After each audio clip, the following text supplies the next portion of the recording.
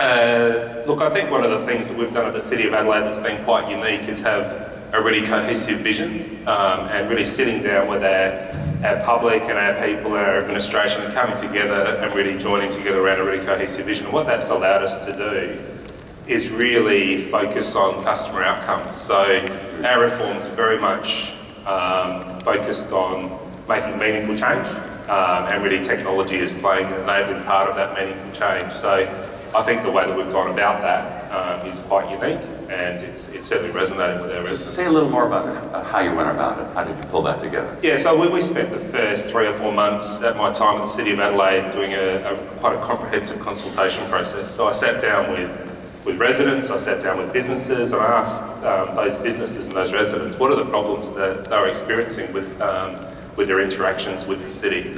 And from that we actually created a storyboard and it was really a way to create an emotional connection to our strategy for people. So we sat down and actually stepped through that storyboard with our stakeholders and that allowed us to refine the outcomes that we're looking to actually achieve. And again, that really helped us get a unified vision around what we're trying to do as a city. Not so much focused on just the technology, but more focused on how do we use technology to get the most effective outcome for our customers. You know, that's interesting. One of the things we're doing to enhance our readiness program next year is to do a more visual. Frame it broadly, I think the area where we've had the greatest success in implementing smart infrastructure as well as smart strategies is around public safety. So over the past few years, particularly as we were spurred by the 2012 Democratic National Convention coming to Charlotte, we really had to look at our infrastructure as to how are we going to protect our citizens? What are going to be the mechanisms that we are able to sense and detect issues in our community, and how do we put those into actionable processes for both fire and police in our jurisdiction. So some of the things that we've done over the past several years is we've certainly ramped up the number of cameras that we use for surveillance across the city, particularly in our downtown area, which is pretty much completely covered with cameras at this point. We've also moved to cameras, body cams. Everybody's doing that. We've done that over the past few years. We've also gone to predictive analytics. And so we've implemented predictive analytics down to the police car level in the city of Charlotte. So we actually can push a predictive analytics dashboard to each and every one of our police cars. And we've been doing this for several years, so it's not something that we just started now. To be resilient. Okay. We said, if we're not resilient, it doesn't matter what people say, we're not smart. Right? If my city cannot bounce back, if I cannot get basic services up, if there's an incident, it doesn't matter what else I do, fundamentally I failed in delivering services. And then we looked at the other big goal that we had was equity. We said we wanted to be very equitable in our decision making. So whether it's deployment of services, whether it's deployments of capabilities, when we're looking at mobility and mobility challenges, we wanted to make sure that we looked really at what the resident population need was, what the influx of tourists were, what they were looking for, the people that come into work in DC, what they cared about, and factor all of those into the decision making of solutions we brought in. So what we came up with was just this framework of really flexible scenarios that we wanted to build up that met these broad needs. So we wanted to be resilient, we wanted to be equitable, we want to be sustainable. And then, you know, it was mentioned I think in the earlier talk, but we fundamentally have to be transparent and collaborative. And it's easier said than done. I'll tell you, being collaborative is the hardest thing to do. Yeah. Because everyone likes to, go off on their own train and get things done. And when you actually have to pause, and really where Smart Cities comes is when you're talking about multiple initiatives coming together and us looking at efficiencies across, right? So it means you do have to slow down a little bit while you're getting everyone along. And so that takes a lot of coordination.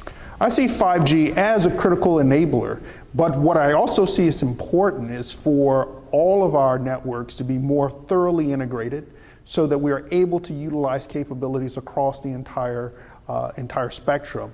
5G will provide us with greater bandwidth, but it also comes with some fallbacks as well, some drawbacks, in that we are going to have to create an entirely new infrastructure in order to be able to support 5G. So what I anticipate is that we will transition from a 4G environment to a 5G environment over time to take advantage of the increased bandwidth, but we'll continue to use other forms of networks as well. We'll continue to use our fiber networks. We will continue to use our carrier networks in multiple capacities in order to meet all the needs that we have. Not everything that we need to do requires a 5G network, particularly when you start looking at IoT and how IoT is going to be more ubiquitous. Not all of those applications require the bandwidth of 5G in order to be able to be useful. The first thing that we need to target is the ability to consume data and make great decisions based off of data. And it sounds almost too fundamental to talk about, but it's essential because the ability to collect data is not sufficient. What we want are great decisions built off of sustainable evidence and data. And that actually requires skill building. We need to invest in the skills and the capabilities of our decision makers in the city of Charlotte in order to make them intelligent consumers of data. So that's an area that we're spending a lot of time on right now because we already have a lot of data. We've been collecting data for decades. And I prefer to say that if big data is not going to be of very much use to you if you can't master little data. How do you use data on a day-to-day basis to make the decisions that are of greatest importance to the city of Charlotte? And that is something that's essential, it's fundamental, but it's often overlooked in our race to try to produce more data to stack on top of all the data that we already have, but we haven't invested enough in how we consume. And I'm joined by three experts on these issues. First, we have Suzanne Tetrault, the Deputy Bureau Chief in the Wireless Telecommunications Bureau at the Federal Communications Commission. Next, we have Dee O'Rourke, Verizon's General Counsel for the Great Lakes, Southeast, and Southwest region. And finally, Anthony Lev, the Senior Vice President, General Counsel, and Corporate Secretary for Extenet Systems. So why don't we start off by having each of you tell us a little bit about yourselves, what your responsibilities are in your current role, and how those responsibilities intersect with small cell siting. Which end would you like to start on? Why don't you start? Okay. I have been at the Federal Communications Commission for most of my legal career, which is 20 plus years. And I've joined the Wireless Bureau in the last year to a year and a half, which by coincidence means that I was there when people were looking for someone to start working on small cell infrastructure deployment. So that is, in fact, my primary project. In particular, we have some open proceedings on enhancing expediting deployment, and I'm supervising those. And I'm Dee O'Rourke with Verizon. I've been doing telecommunications work for 20 years now. Started in 1997 with MCI, excuse me, doing local competition work. Since 2006, I've been with Verizon. Currently, I've got legislative and regulatory responsibilities for 20 states. I have been working on small cell issues for the last couple of issues, or a couple of years or so. Initially, trying to sort out with our network folks what the issues were that they were facing, then working with industry groups like WIA to craft model legislation, and then running bills that I think we'll talk about in a bit this year. I'm Anthony Lev. I'm General Counsel at Extenet. I've been in the telecom industry for about 25 years and in the wireless infrastructure industry since 2001. I've worked at American Tower, NextG Networks, which was then acquired by Crown, and now Extenet, so not sure I'm good at keeping a job, but I'm responsible for all of our legal affairs for Extenet, which includes our siting issues, and obviously as we try and deploy our networks, both indoor and outdoor, we face these issues on a daily basis. Dee, let's start with the provider's perspective. Is small cell an issue that's critical to 4G networks, or is this more of an issue for future 5G deployments? Sean, I don't think the answer to that is going to surprise many in this room that it's both. As we heard Jonathan talk about this morning, we are seeing an exponential increase in wireless data usage, not only from our smartphones, tablets, the Internet of Things, and as we know, it's increasingly difficult to deploy cell towers, particularly in dense urban areas. Small cells are key to densify the network and help us keep pace with the explosive data uses that we're using. Same time, we know that 5G is upon us, and one bit of spectrum that will be used for 5G will be the small wave frequency band, which has somewhat limited propagation characteristics. Bottom line for that is that we're going to need the small cells at fairly low heights, say 30 to 50 feet. They don't propagate as far, they need to be close to the customers. And so we're going to need small cells for 5G. Not only are we going to need it for 5G, but we're going to see small cells scale as 5G unfolds. Anthony, from the infrastructure perspective, how is Extenet integrating small cells into networks today, and how are you planning on integrating small cells into 5G networks? Yeah, so for us, we've seen a real shift in the market from sort of traditional DAS networks to our customers asking us to build small cell networks for them. And lots of folks out there know the technology better than certainly I do.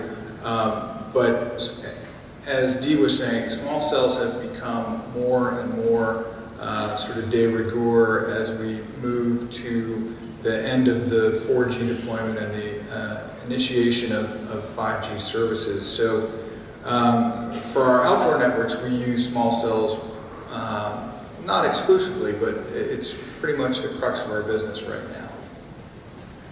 Let's jump into some of the barriers that industry is seeing right now with respect to siting small cells.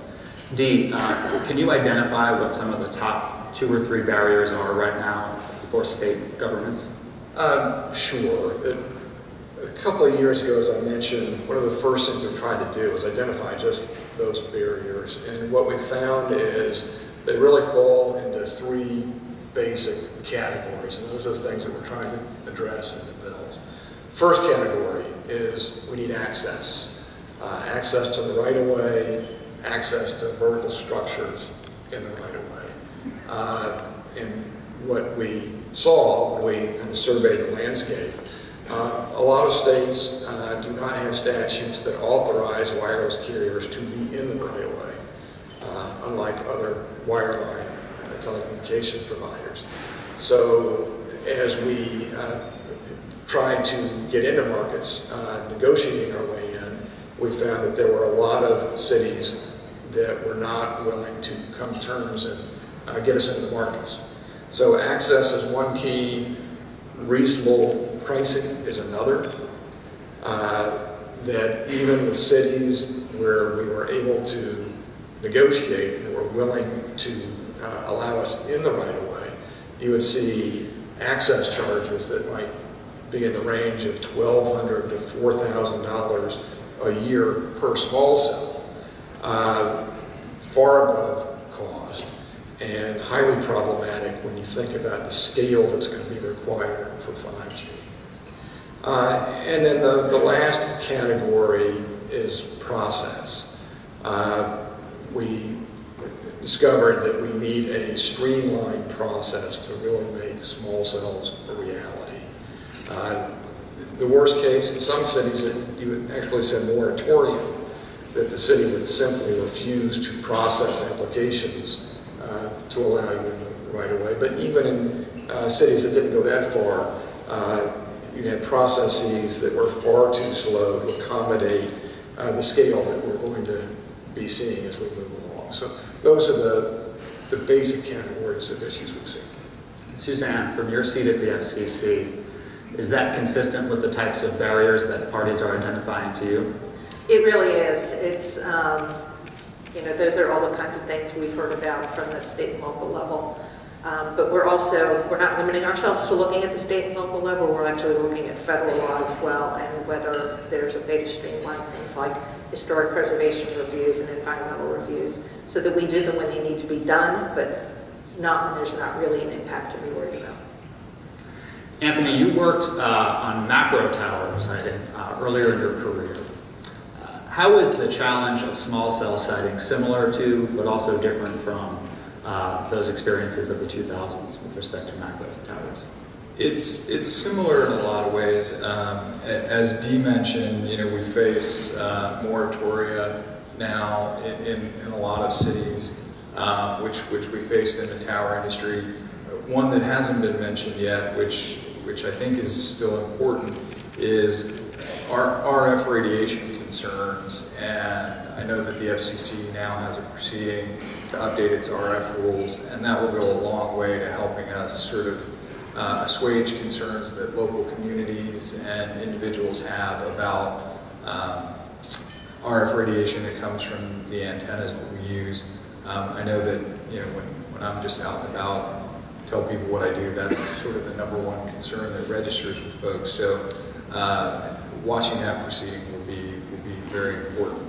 And then the last two, I think, that are similar are really complex zoning and permitting requirements, which have started to streamline through some of the state legislation, but is still an issue. And then the last is as Suzanne mentioned, the complex sort of federal siting rules around historic preservation and the NEPA Act. So I would say those are the big similarities.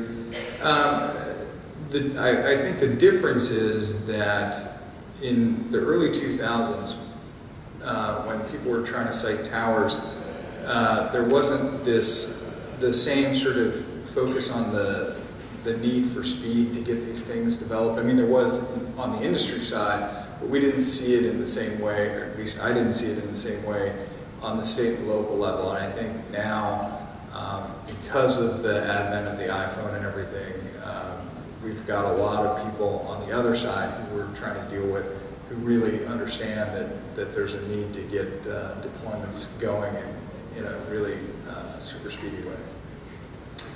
Dee, let's transition to talk about some of the state legislative action that we saw in 2017.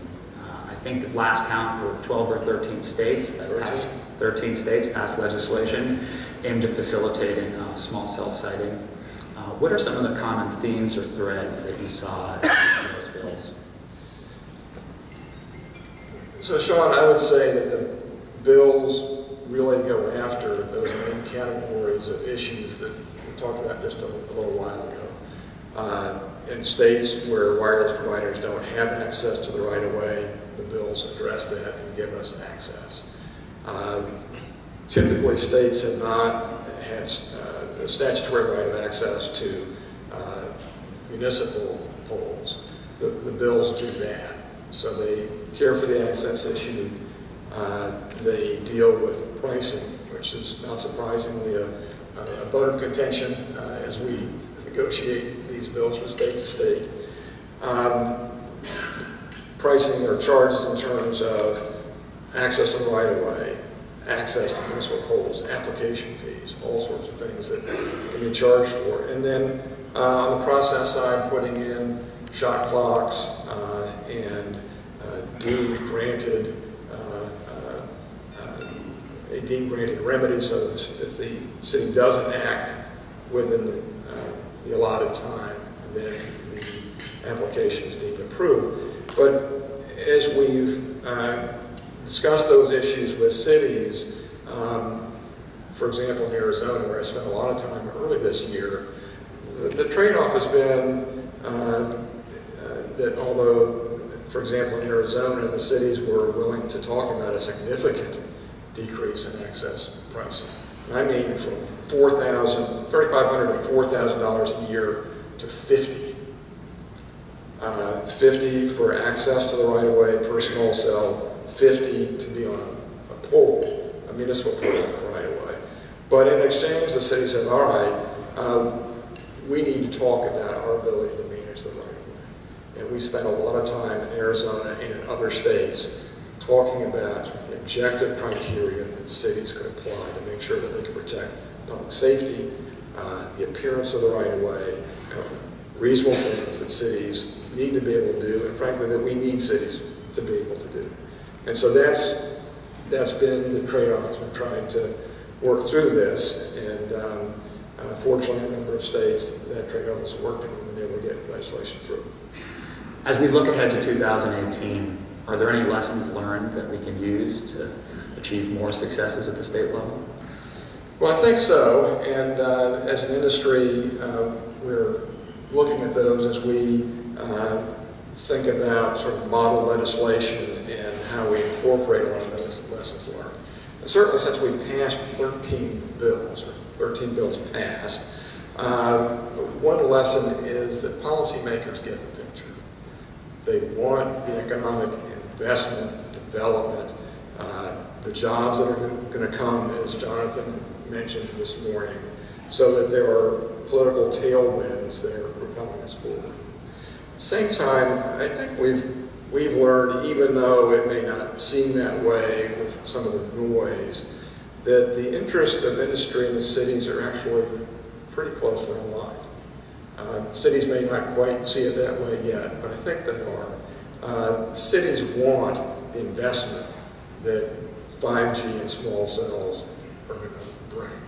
The cities want the services that their residents are going to get and that the cities themselves are going to get. Good news for the city is they get all that infrastructure and they don't have to pay for it. So it is a pretty good news story for the cities.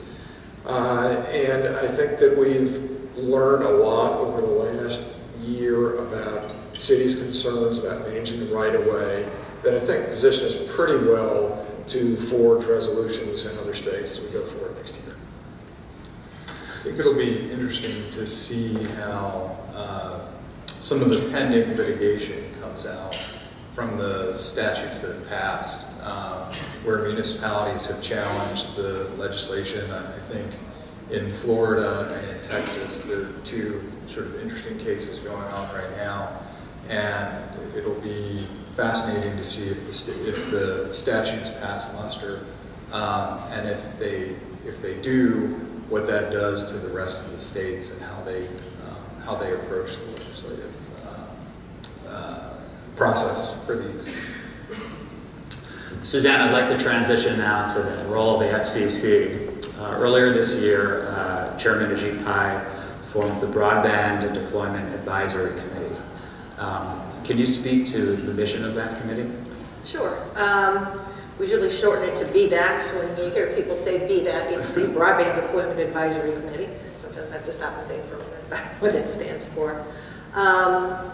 So an advisory committee, a federal advisory committee, is a very specific kind of a creature. It's set up to give advice to an agency to help it in its policy-making process.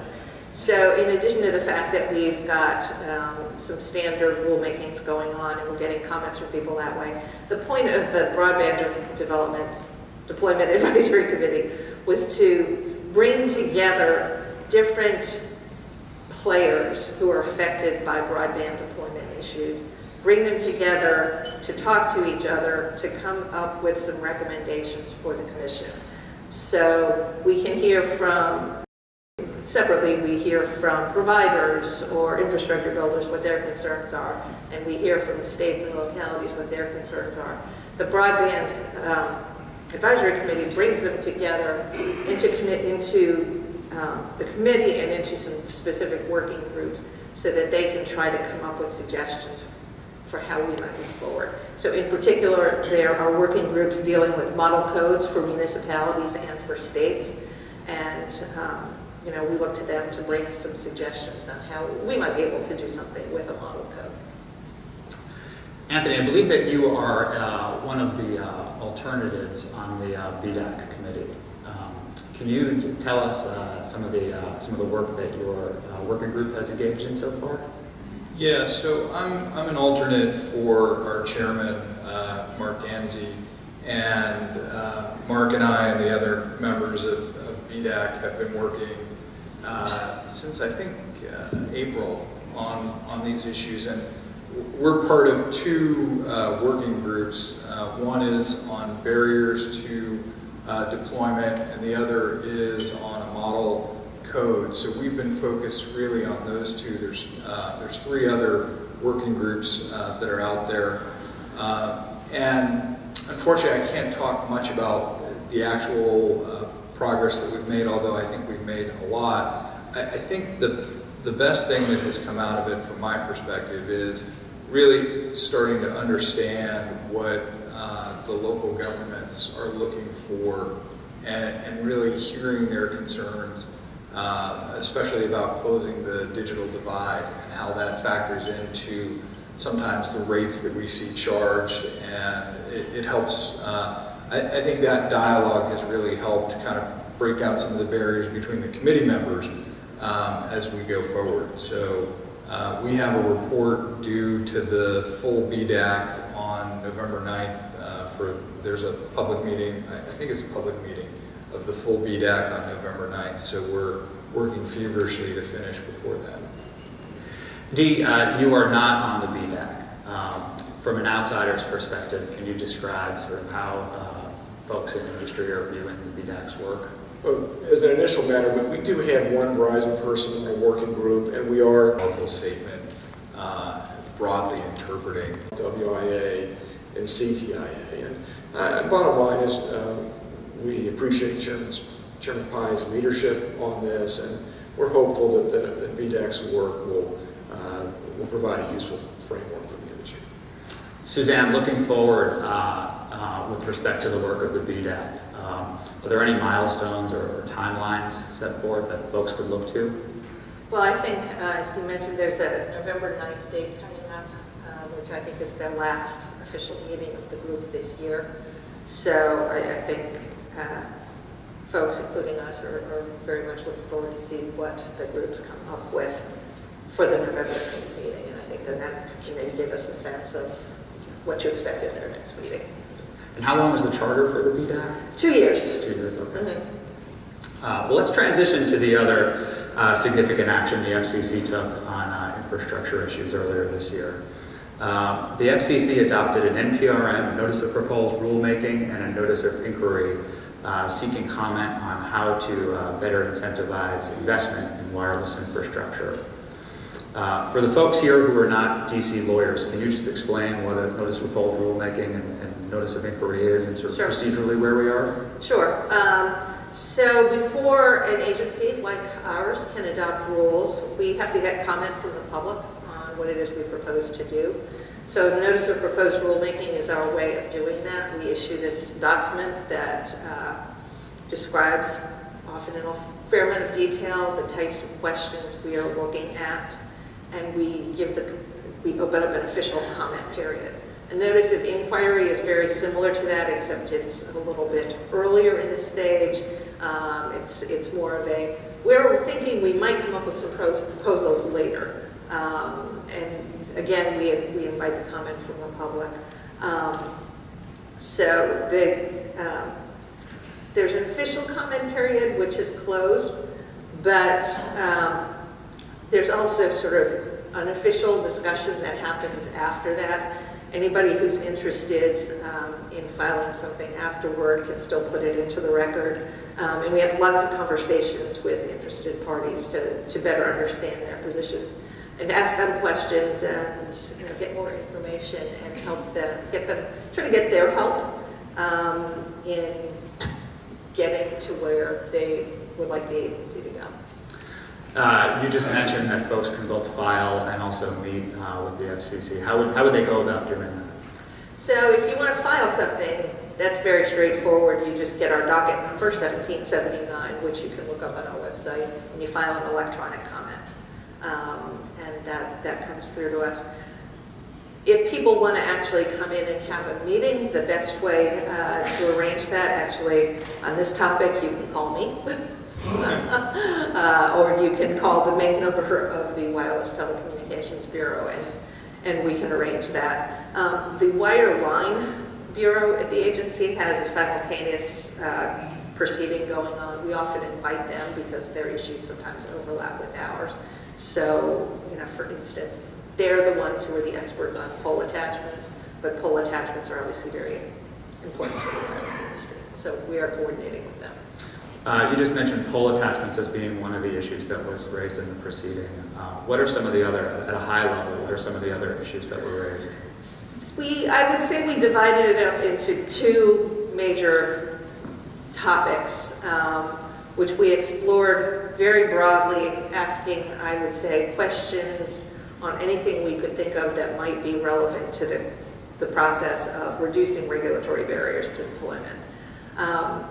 The first group would go really to the state and local issues. We recognize that legally, and for other good reasons, states and municipalities do have, in fact, a lot to say about the locations of things going into their areas, zoning approvals, etc. So we asked a lot of questions about how the zoning approval and other processes are being used, and what are the barriers, the kinds of things that have already been mentioned. Is it taking too long to get permission to deploy things? Are people being charged too much? Is the wireless industry being treated differently from others who want to put things in rights of way or in other places in the states and municipalities? A major, I guess the timing was, I think, one of the important pieces. We asked about whether if a locality doesn't meet its deadline, what should happen? Should the application just be considered granted at that point? On the other side, we looked at federal requirements, and this is sort of interesting because this is an area where we, the FCC, are the ones being regulated by other parts of the government. So there's a National Historic Preservation Act that we have to comply with, and there's a National Environmental Policy Act that we have to comply with. Of course, the way we comply with it is that we have told the people who hold our licenses that they have to do it. But what we're looking at then is we can't just do whatever we want to streamline the process because we're guided by rules and statutes that are overseen by other agencies. So we've asked about things like whether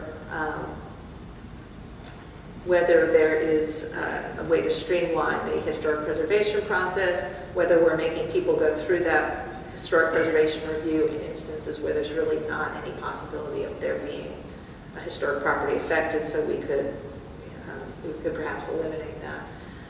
Also because that's an area where we are sort of regulated by other agencies, we've asked about the extent to which what can we do by ourselves and what requires us actually to go and work with those other agencies to come up with solutions. Dee and Anthony, from industry's perspective, a lot of the state issues raised in this proceeding, it sounds like we've already discussed, but what about the federal issues that have been raised in this proceeding that Suzanne just discussed? Are there any that are priorities for industry right now? I'll take that one first. I think from our perspective, I'll give one that Suzanne mentioned and one that she didn't. I think for us, the discrimination issue is huge, especially when it comes to aesthetics. A lot of users of poles in the rights of way are sort of unregulated aesthetically, but if you have a wireless antenna that you want to put on a pole in the right of way, you get a lot of aesthetic regulation. And so I think we'd like to see those two things harmonized. And then the second is there's a separate part of the Communications Act which limits the ability of states and localities to regulate and put up barriers to telecom, Section 253A. And we'd like to see we'd like to see the Commission come out with a very Well, greetings, everyone. Thanks for joining us today. We've got, as Jonathan said, I'm Pete Murray, and we have a really smart panel. So I'd like to ask the panel to go across and introduce themselves. Kurt, would you start? Kurt Jacobson with JMA Wireless, and I head up our ecosystem partnerships and new technologies, particularly in IoT for wireless, as we're making more than just cell phones work on the network. Jason Nelson, I'm with the Smart Cities Council. We represent 50 of the world's leading suppliers. They're selling 2 cities. Our Readiness Challenge is a big event in the Smart City space. We award workshops to 5 winning cities every year that help bring them together, and we're pleased to have one of our 2017 winners here with Orlando.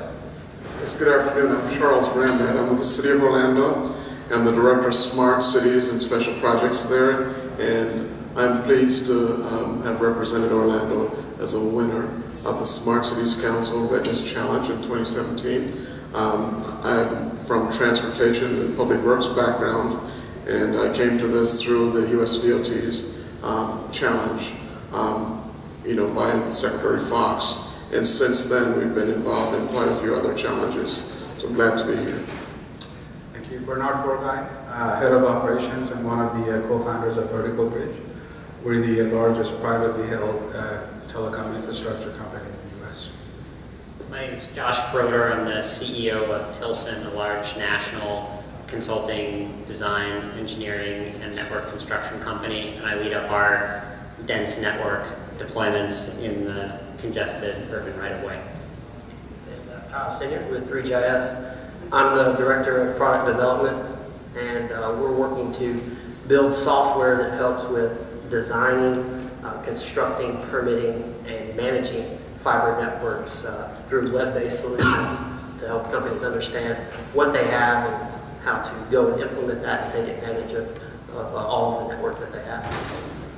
So we've got a pretty well-experienced group here, and as you see up on the screen, the UN predicted massive population growth in the next 30 years or so, and a lot of that's going to occur in cities. So you have 2 dynamics. You have cities and then you have communities. We'll touch on both, but the larger cities are experiencing a far more growth that requires some of these services, whereas smart communities are evolving in a way that they've got more or less a head start on a lot of the issues. One of the key instances, one of the key factors we see is connectivity is crucial, and that, of course, is important to all of us in this room. Charles, just real quick, from your standpoint in the city of Orlando, what does it mean to be connected as well as smart? Well, the foundation of a smart city is the ICT, or the communications technology that's underlying everything to make sure that you are connected. You can really live the Internet of Things.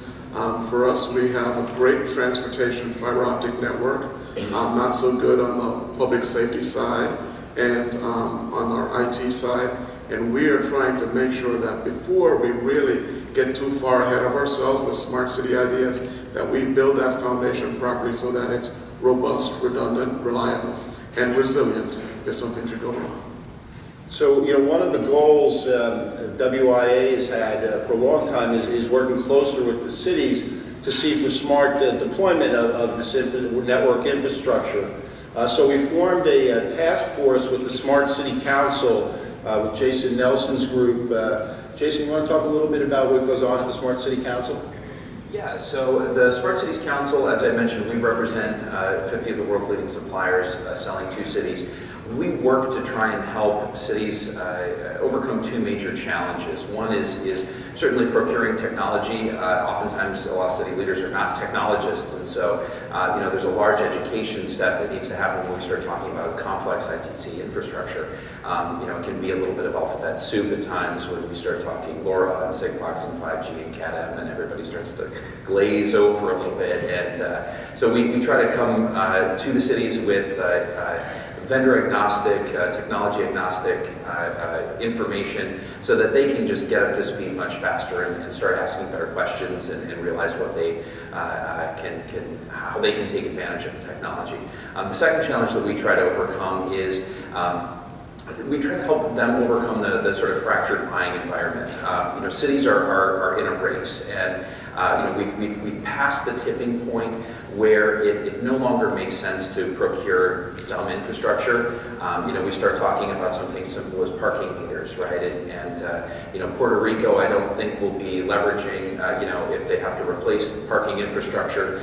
It's very early to be able to tell that, but, I would hope that they wouldn't start operating more coin-operated parking meters, right? There is a better way. And in fact, the costs and expenses of deploying that type of technology are far outweighed from the benefits it provides. So we try to help them, cities realize that they can procure technology and start thinking in a city-wide approach.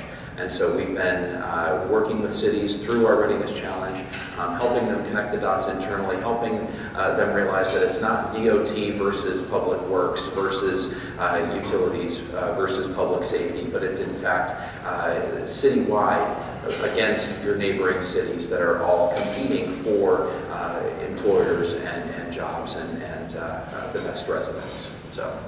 So the Smart City Council has a readiness grant, and they awarded 5 cities. Most of you probably heard this, right? But Orlando, Miami, Indianapolis, Austin, and Philadelphia. You've conducted 4 readiness?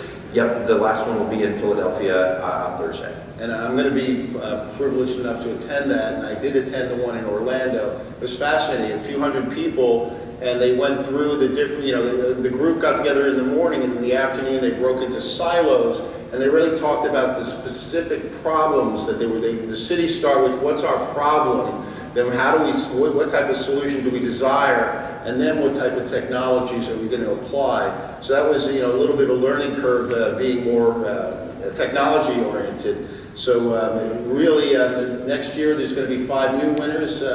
So if you're in your city, I would suggest you get with Jason and check in with him about how to lobby for that recognition. And we've seen a lot of suppliers actually work with their customers and say, let's work collaboratively and let us help you fill out that application. It's a great opportunity for the city wins, because if they win, they get an opportunity to really advance their planning using your workshop. But it's also great for you, the supplier, to just build that relationship. And it pulls together a lot of the resources that are available to the cities, and as a supplier, it's very beneficial to be in that room. So I'm really looking forward to Philadelphia. We formed this task force, and tonight at 7 o'clock, there'll be a kickoff in room 1I in this building, which I believe is right downstairs. So if you're interested, it's a half-hour meeting from 7 to 7:30. You can bring your Extenet-sponsored drink with you. Join us for a half an hour, and we're going to kind of talk about the different objectives at that meeting. So that said, go back to Charles real quick. And Charles, talk about some of the projects that, from your perspective, and what you guys are working on or have deployed. Well, Pete, let me start off by saying I'm glad you talked about cities needing to focus on their challenges, because this smart cities thing is huge. No city is going to be able to achieve the full smart city branding for 20 to 30 years. But we learned in Orlando something back in the 90s, right? If you guys are from Florida, you remember, we are the largest tourist market in the world, largest rental car market, and tourists were getting lost, right? And we did not want that news to be on TV in Tokyo, Frankfurt, Rio, London, Paris, because sometimes when tourists got lost, bad things happen.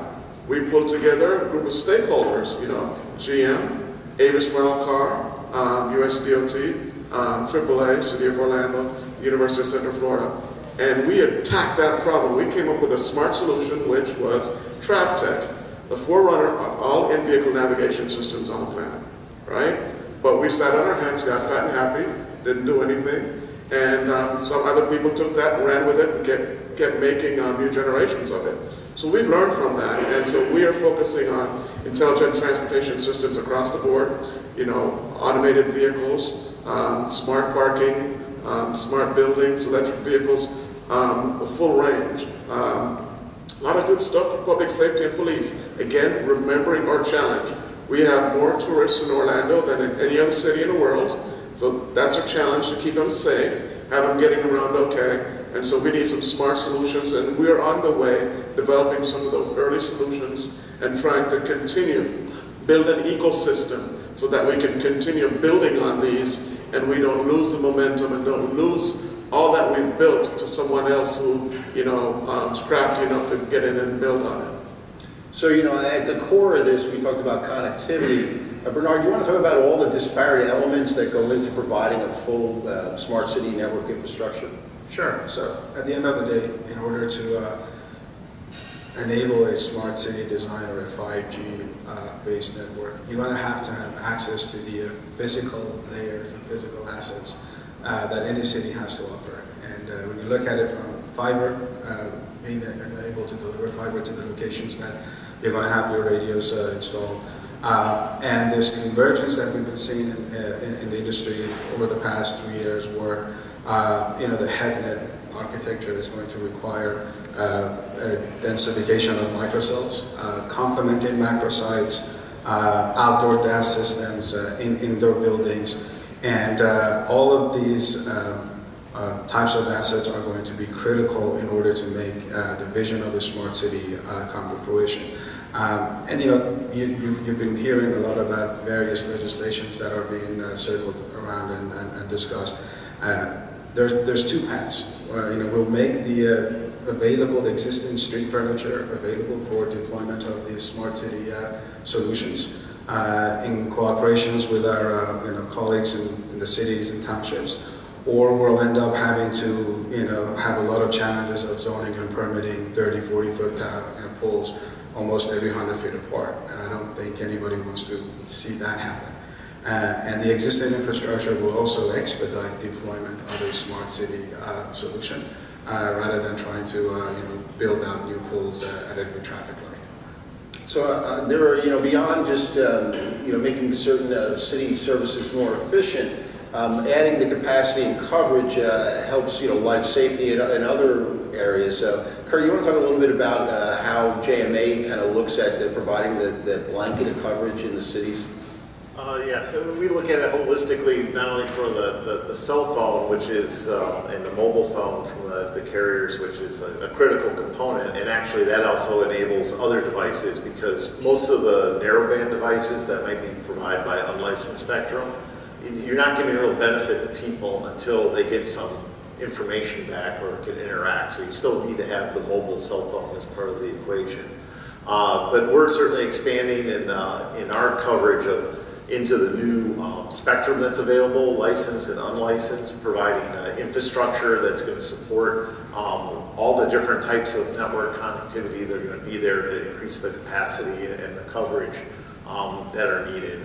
We specialize in building and underground and densification type networks, and as you put up on the slide here, it is a fourth utility, as been mentioned before, and that it's not just an amenity, it's really critical to the infrastructure that you're doing. And you also have to include public safety in that, which we blend in naturally at the edge, and we just announced a software-defined radio network. So now instead of buying different infrastructure, you can literally, in your pajamas, update your frequency spectrum and not have to go install new things and provide that capability for the smart city so they can add new technology without having to change, having a truck roll.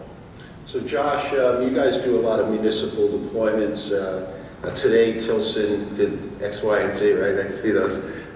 Can you talk a little bit about the wireless and network as a utility and what you're seeing in that space? Sure. So in the dense urban areas, we know that there's already a capacity problem. So we fight coverage gaps here and there, but when we largely think about how do we make cities work, we want to provide ubiquitous transport and not just have it be everywhere, but have it work everywhere and have it work with a broad range of applications that we think of today in cities, but the ones that we haven't thought of yet that are coming tomorrow that may be video driven or more demanding. And so when we think about how do we get great coverage and great capacity into all of those areas, we know that we have to bring fiber much closer to where the users of that network will be, so that we can provide the best possible backhaul on dense wireless nodes down in the streetscape. So we really see both the need for utility level fiber into areas where people and machines might want to connect, but also space and power and other life support for where those nodes need to be at the ends of those fiber. So Kyle, you guys provide some pretty detailed software that helps cities and carriers get their arms around their existing and future plan. I want to talk a little bit about why that's so important. Yeah, just to extend on what was just stated, I think it is very important that you understand all of those locations, and the densification of the need for fiber has led to, going away from historical designs that took place by doing that manually, and that quick turnaround time that I think everybody expects these days requires that we start to lead more towards automation and being able to iterate through different architectures for your network so that you can understand the different implications of the decisions that you're making. So, as we try to build upon that and help you understand where your existing infrastructure and what you can take advantage of, while also extending upon that, just becomes invaluable to help you understand, where you need to go build, how to go build faster, and how to get to that construction phase as quickly as possible.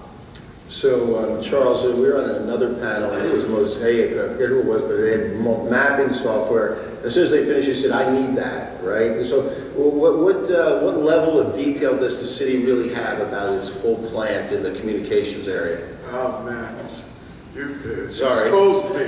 You exposed me, but we're humble enough to say that we know where our transportation fiber is. We have dark fiber and so on. We're wrestling with do we fully map all of these things, including the public safety fiber, and put them on some network that maybe others can see, or do we try to keep them dark? So, it's a wrestling job that we have right now, Peter, because, we need to know where the dark fiber is so that it can be located if contractors can do work. But we don't want to get that information out there. So we're wrestling with how to go to the next generation, to master plan the future that will facilitate DAS and all kinds of other things, but do it in such a way that we don't expose ourselves, because public safety is such a huge thing for us in Orlando. And we know things will go wrong, but we're wondering if something goes wrong, how resilient can we be? So it's a wrestling job, Peter. We don't have all the answers, but we have vigorous discussion going on about it, and we're committed to getting there quickly.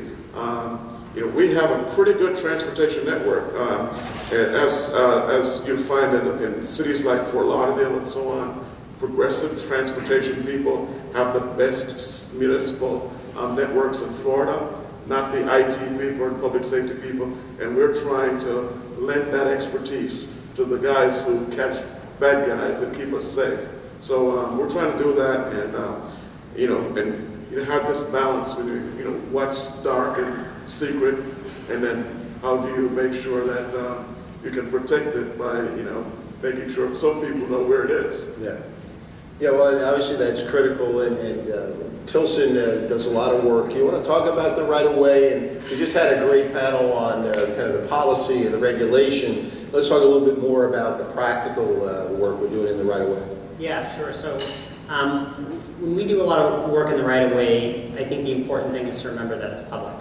And so the reason we're interested in the right-of-way as people who care deeply about transport is that that's the closest place to where these networks are being utilized. And so we want to be close to where end customers are, and machine-to-machine connectivity needs to be. The challenge is that that right-of-way is shared by so many different users. There's traditional uses, and then more modern uses for ad hoc networks, and increasingly ultra-dense network, particularly for cellular deployment in the right-of-way. And so as we think about the challenges for smart cities, we quickly turn to the challenge for a common public infrastructure to support the ultra-dense networks that will provide some kind of multi-application use. So Charles, I'm going to come back. Well, how do you find the relationship with the carriers and deployment? And obviously, I don't want to get you in trouble here, but there's certainly in many markets some friction between the public works and the folks responsible for that right of way. be it the utility company in some markets. Any suggestions for how to best work with the city is probably a better way to put it.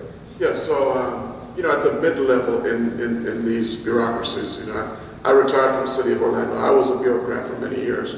And when I was in the mid-level, I was just looking at the I's and the T's and not looking at the big picture. And what you've got to do now is elevate some of these larger concerns to a higher level within the city. Cities need to take this on, understand that it needs to be at a high level. This is what distinguishes one city from the other.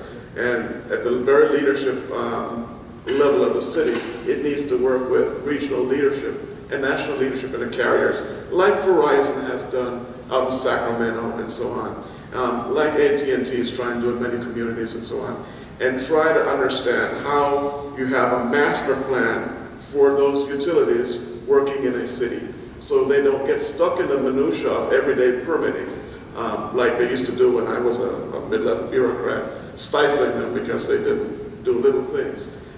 We're doing that in Orlando. We have Verizon having made overtures to us, and AT&T and Sprint, and we're trying to devise ways where we don't give them any unfair advantage, yet we try to expedite their processes and standardize their processes as much as possible. Dedicate employees to work with them on a master plan level, so that when they come in with stuff, they're not bogged down and they get to move pretty fast, because we have large companies that want to move to the city of Orlando, want to move to your cities, and they are not coming if these carriers don't have significant infrastructure nearby. I'm not talking about regular infrastructure that we're accustomed to. I'm talking about really cutting-edge infrastructure. That's what distinguishes a city. So we have to make sure at the leadership level we work with the carriers and put some of these things in place on a master plan level. Yeah, last week at the Smart Cities Week event, I can't imagine what the total was, but the discussion was, how do we land Amazon? And what are the critical factors, right? So, Bernard, you're the king of structures, right? You're a real estate company, in essence, a common infrastructure. Talk a little bit about what are the issues you're seeing in getting deployments? Well, I think what we're trying to achieve is there has to be a consistent, well-defined permitting process in order to be able to deploy these smart city solutions. And hoping that we'll be able to expedite some of the requirements that today exist when you want to deploy a macro site. All of us go through the NEPAs and the SHPOs and the discussions and challenges we have whenever we try to deploy a macro site. If you're looking at deploying replacing an existing light pole structure in a city, there has to be a more expedited way that you can achieve those permitting status and then get the sites deployed much faster than a macro site is sort of going through right now. Yeah, I think one of the things that we're hearing. I think one of the things that we're hearing from a lot of folks here on the panel is the need to bring the community together, right? And it's bringing different departments together. It's bringing the permitting folks together to the table and the carriers to the table. One constituency that we haven't talked about is bringing the utilities to the table. We're at the Smart City Council. We're very happy that EEI has actually joined the council and is bringing their folks to the table, because that is just a really critical part of the infrastructure that in many cases is left out. And certainly they own a lot of real estate with lamp poles that can be put to much better effort. It'll soon be out. There's a white paper on smart cities that Jim Lockwood with Aero Solutions. Jim, you out there? It's your moment, man. But Jim led the charge on that, a really strong paper, so if you have a chance to talk with him, he can really give you some more insight. But Charles, smart street lighting, one of your projects, and as I look at that pole, I think I see room for common infrastructure inside that, but perhaps too optimistic.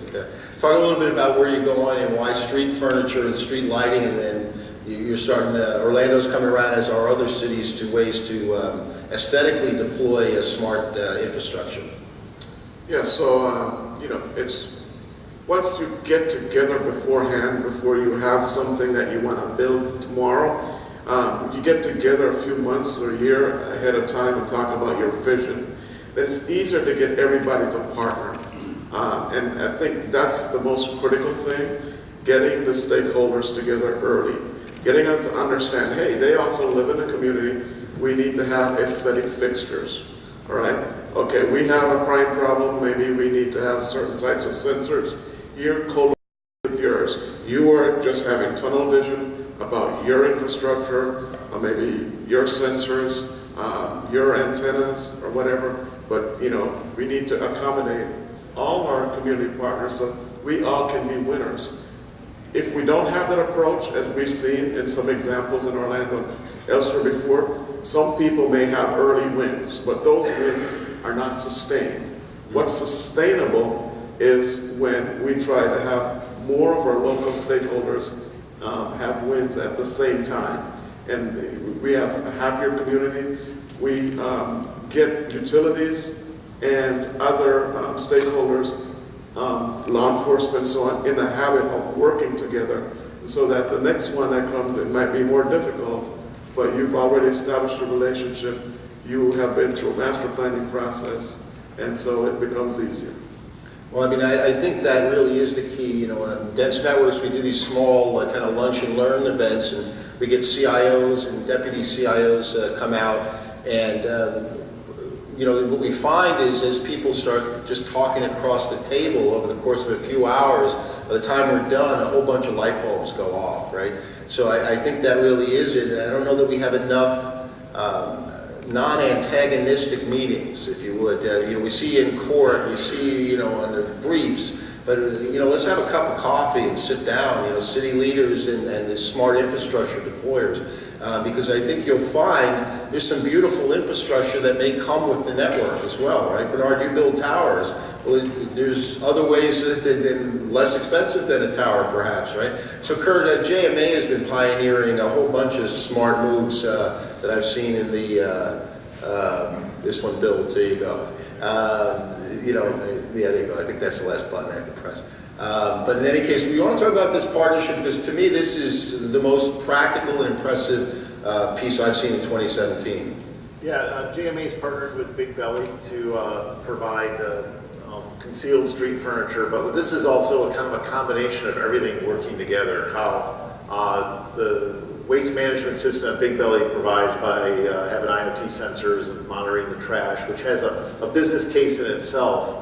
What we've also done is, because you get that siting, you're going to have the trash cans, is we have a cabinet there that's supporting at street level, so it's easy to service all your wireless and connectivity infrastructure. And then you'll see down on the show floor, we have it actually built with an antenna pole built in. It provides additional space for signage. So the trash can kind of has to be there anyway. So this provides a way to just incrementally add to it and provide that business model to get you that place of siting. And we've had some success in a major metropolitan area. Something that would take months to get certified was done within weeks. Which it kind of talks to the regulatory aspect that's been brought up today of how we can accelerate this. And it provides enough room that we can be very flexible on the type of technology that's put in there, whether it's real high density cellular infrastructure, Wi-Fi. It really doesn't matter because we're providing the backhaul, we're providing the power connectivity. Again, there's a lead business case. And I think in most of the start cities, there has to be some business case in some way to kind of get it funded. And it's got to have enough room, as you said, to be sustainable, right? So you can't believe that, hey, this is a custom form fit for this application. That really is, okay, it's a win today, but it's not a year from now because the technology will change. So that's kind of how we do it. Well, in the small world, Charles, aren't you guys doing your first pilot now at Big Bellies? Yes, we've got a whole bunch of Big Belly compactors, trash cans that are going through the city of Orlando. And actually, we're not the first place where they're done. I think they're done in New York too. And cities have the opportunity to share the business case with other cities as we learn from New York and make it better. And that's what we're doing. We're so proud. We won't be emptying trash cans when they don't need to be emptied. And trash cans won't go filled and and stinky. Use that word, it's a scientific term. And revolting without being emptied quickly. So, this is something that makes money, saves money. It's been demonstrated, and we're taking it to the next level. We hope another city will come by and take it to an even higher level. Well, I used to live off of Rittenhouse Park in Philadelphia. Sunday mornings, I was the crazy guy yelling and screaming about all the garbage on the corner there after everybody partied all night. And they put in a big belly, it was about 5 years ago when I was there, and it was amazing. I mean, it really was amazing. The problem ended. It just ended. Well, people missed, but it really did change things. And part of the benefit is lower amounts of truck rolls, some of those areas. Kurt, you want to expand what you've heard and seen? Oh yeah, well, because it has the information, there's less, in big cities like New York, there's less trucks, sanitation trucks, so it frees up traffic. There's a secondary effect of doing that. And then they get all the analytics, and then they can use that information to develop, set public policy, try to understand behavior patterns, traffic monitoring. There's all kinds of secondary effects when you start doing the IoT thing, and saves money. And the cities are generally understaffed, right? They don't have all the resources nor the expertise that ideally they should have. So when you can bring a bundled solution, Charles, right, that's the sort of thing that the city's looking for, right? You help us solve our problem and give us the component pieces. Does that make sense? That's exactly right, because taxpayers don't want us coming back and asking for more money to hire more people, buy more equipment, and so on. Taxpayers want us to get creative, look at emerging technologies, try to apply these technologies on an affordable and sustainable basis. They want us to be just as creative as people are in the private sector. And there are a lot of young, bright young people coming into government who are equal to that challenge. Yeah, I mean, we're seeing that in cities all across America. I mean, cities love to complain about funding. No offense. They certainly, are waiting for some, federal momentum and funding to come down. And boy, that would solve all of the problems. Well, what I've seen from, a lot of different solutions is that creative approach that can either bring a significant cost savings to a city or be revenue positive for a city. I think that there's some aspects of your solution that actually can help with that, whether it's the Wi-Fi hotspots and the advertising revenue and so forth that we've seen from some of the kiosks. So there's some really good opportunities that this stuff just isn't waiting for that. Yeah. So you in the one application, right? You heard comm infrastructure, waste, and transportation all had benefits. With a simple, needed solution. So let's talk about buildings. That's a hot topic. Orlando went through a process from an energy standpoint of certifying buildings and LEED and all that good stuff. But Josh, talk about infrastructure inside of buildings from a comm standpoint. Well, what are some of the trends and what's needed? Yeah, so increasingly we're seeing that facility owners and also carriers and other stakeholders don't want to build redundant infrastructure within buildings. So the idea that cable gets pulled once and then utilized for other applications is really important, especially as we go down to smaller facilities that may not pay the freight on large redundant deployments. So in an ideal world, we're using more modern solutions, like Ericsson's dot product or Spider Cloud's product that can ride cabling that may be pre-existing in the building for other purposes, and really focusing on how can we have just a single set of cabling plans support those building information systems, the IT within the building, and also cellular and building coverage. So we talked about capacity and coverage. We've talked about the buildings. We've touched on some public safety and energy. We got this guy coming. And that's what's projected. Intel just gave us that data. Now, all that won't be carried on the cellular network, but it's going to be carried on wireless networks with a fiber backbone. So, Bernard, I come back to your tsunami. Talk a little bit. So, you already had a tsunami coming before I showed the vehicle numbers, right? So, talk about how you're approaching this with all that smart infrastructure you built. Well, so one of the things that we're doing, if you consider the Digital Bridge portfolio and look at all the companies under that holding company between vertical Bridgeport towers, Extenet with fiber, DAS systems, we've got Data Bank Advantage and the data center sites. It is obviously estimated, as you were just showing, that one autonomous vehicle in 1 hour will process and execute more data instructions than a large data center is doing today for 1 day. So if you imagine the amount of traffic per vehicle that's going to get processed through this wireless network, a few things then start making sense about the recent discussions that you've seen in the industry. One is edge computing becomes extremely important. 5G and applications like autonomous vehicles rely on ultra-low latency. You cannot have a vehicle that goes out of communications for 2 or 3 seconds. That could lead to a disaster.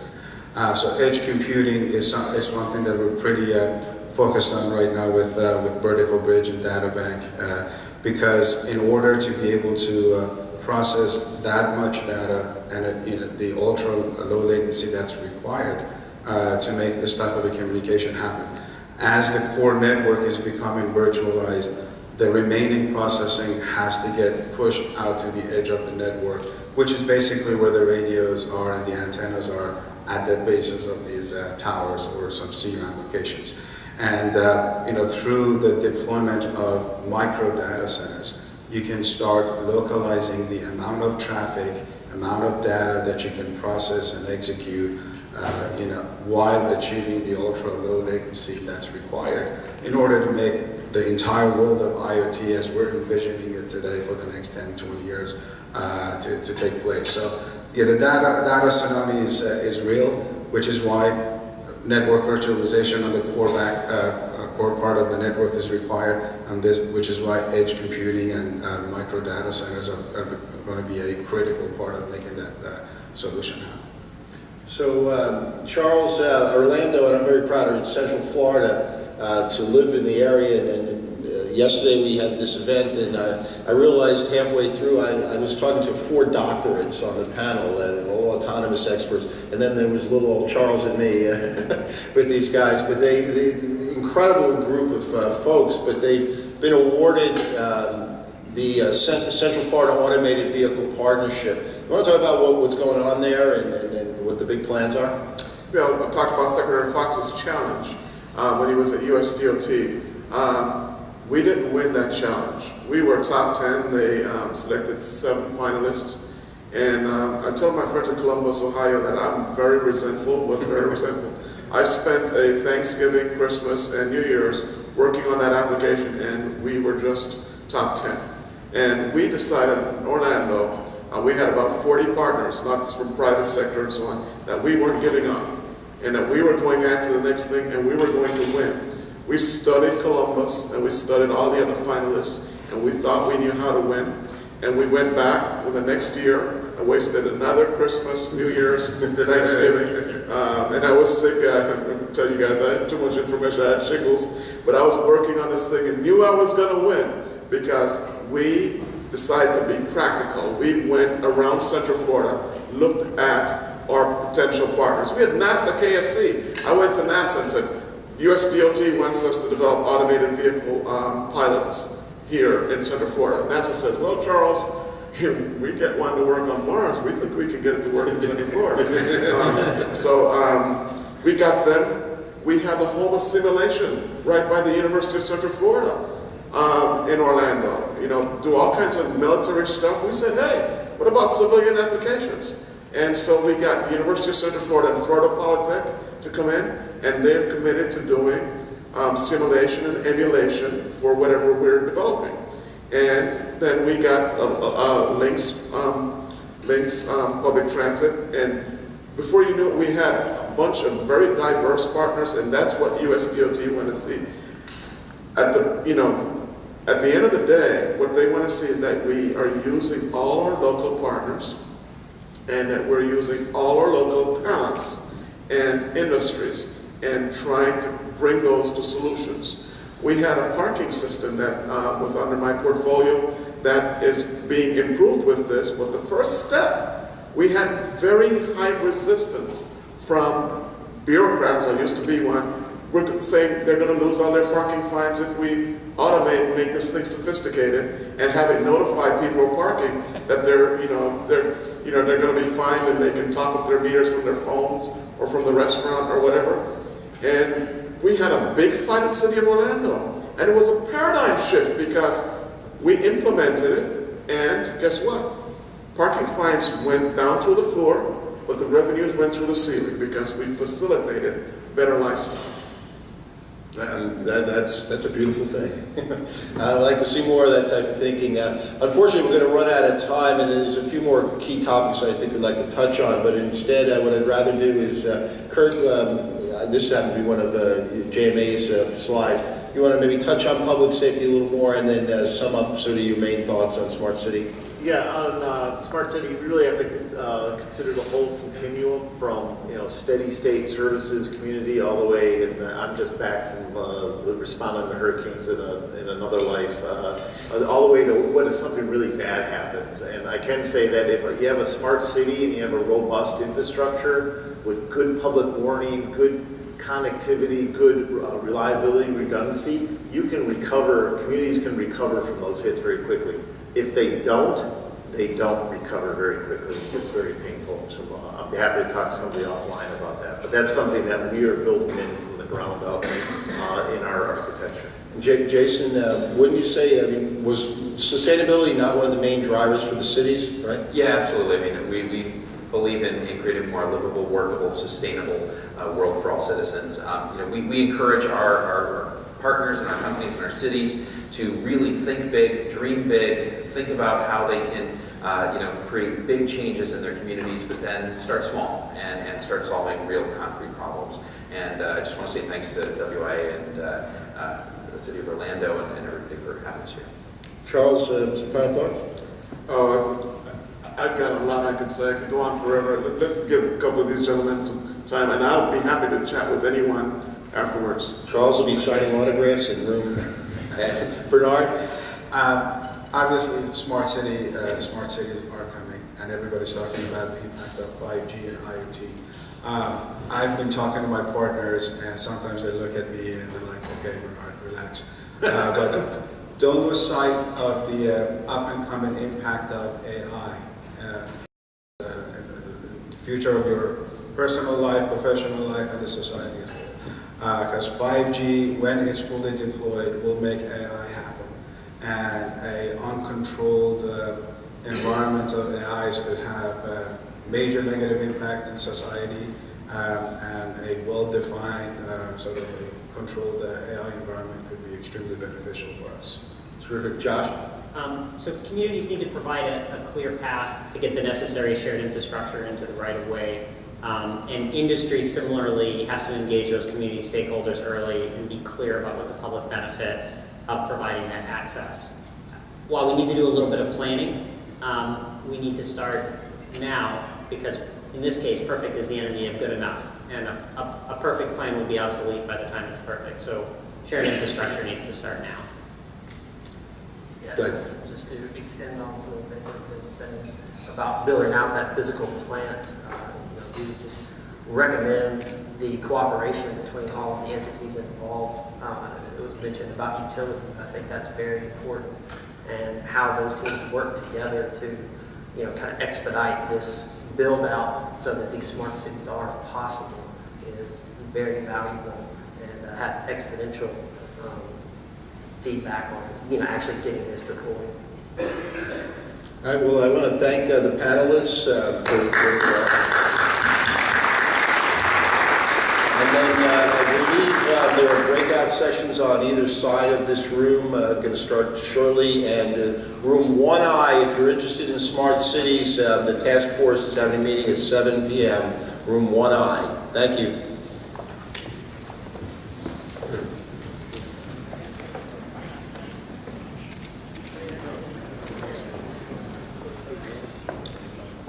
Please join us at 3 p.m. for breakout sessions in ballroom A and C. The exhibit hall will be open from 4 p.m. to 5 p.m. downstairs. We will see you back here at 5 p.m. for a general session on connected real estate. ending the night with a reception in the courtyard sponsored by Extenet Systems at 6 p.m.